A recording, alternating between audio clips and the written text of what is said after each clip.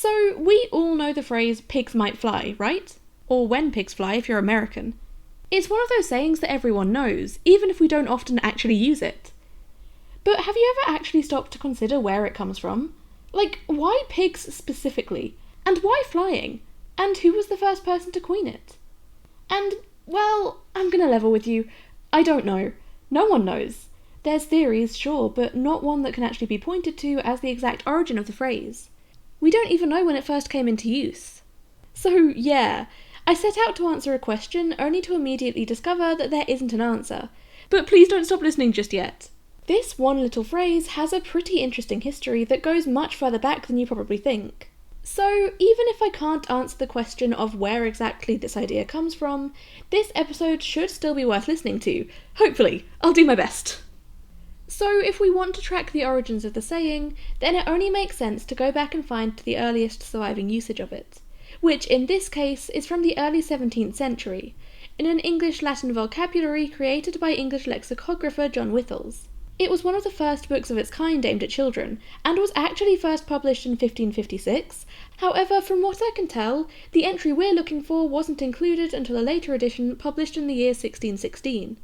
The book was entitled A Short Dictionary for Young Beginners, or, as it was spelled at the time, A Shorter Dictionary for Younger Beginners. God, I love early modern English. The specific phrase given in the dictionary was, pigs fly in the air with their tails forward. While the words may have changed a little over time, the meaning hasn't. Then, as now, it would be used as a sarcastic remark in response to someone who was being overly and unrealistically optimistic. While this is the earliest recorded use of the phrase, it's obviously not the first time it was actually used. It would already have had to be a relatively common expression to be included, but these were the days before literacy was widespread. A lot of stuff just wasn't recorded. Kind of like how we credit Shakespeare for creating a whole bunch of phrases that are now commonplace, but in reality at least some of them would have been things people were already using in their day-to-day lives. And yet because Shakespeare was the first to write them down, we just assume he came up with them. There's another example of an early use of this phrase dating from 1639, in a compilation of Scottish proverbs. This version is, and pigs may fly with the tod, tod being an archaic term for a fox. And again, it was used to refer to something that was highly unlikely to actually happen. So once again, its meaning was basically the same as it is now. Although this Scottish version wasn't written down until a couple of decades after the Short Dictionary for Young Beginners, given that it was specifically noted as being a proverb, it's likely that it had already been in use for a long time, and was just passed down orally. It likely actually predates the dictionary, although, like I said, the version in the dictionary also would have been in use for at least a while before it was included. So, yeah, we're still no closer to knowing the phrase's true origin, and likely we never will. Although, to be fair, I feel like it's kind of a common sense thing. Like, pigs are just very earthbound animals, more so than other species people would have been keeping back then. They're heavy and low to the ground, and spend most of their time wallowing in mud and digging with their snouts. A pig seems a far less likely candidate for flight than, say, a horse or a cow. Or at least, that's what I think. But apparently not everyone agrees with me, because in both Finnish and Spanish, they have a very similar phrase, but about cows instead of pigs. Actually, at least in Europe, quite a few countries have their own very similar version of the phrase.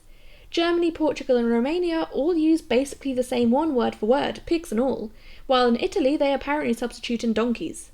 I don't know, I can kind of see a donkey version of Pegasus. I think that'd be cool.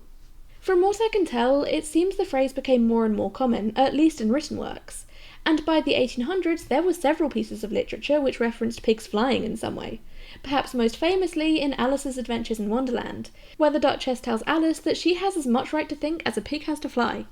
And in the early 20th century, specifically inspired by the idiom, we were finally given an actual example of a flying pig, when English aviation engineer John Moore Brabazon, or Lieutenant Colonel the Right Honourable John Theodore Cuthbert Moore Brabazon, 1st Baron Brabazon of Tara, if you want to give him his full title, decided as a joke to take it literally.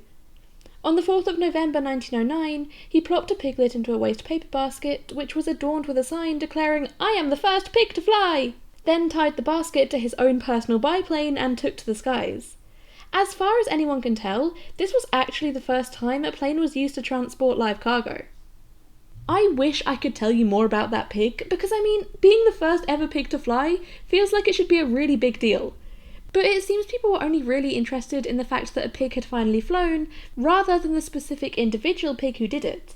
I don't even know if it was male or female. A forgotten hero of history, honestly. John Moore Brabazon actually contributed a lot to the world of aviation. Only a few months before the pig stunt, he'd become only the second ever Brit to be awarded a pilot's licence, and he would actually go on to serve as the UK's Minister of Aircraft Production during the Second World War.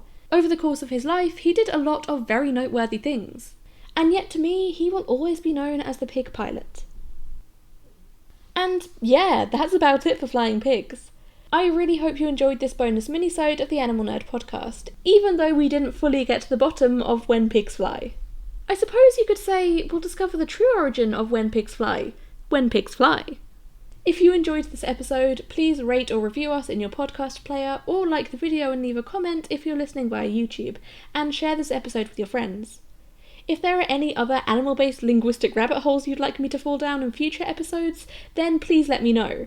And if you haven't already, be sure to subscribe so you never miss a future instalment of the Animal Nerd podcast. I promise most of our episodes are more interesting than this one. Brand new full episodes come out every single Tuesday, so I will see you then. Stay wild, friends!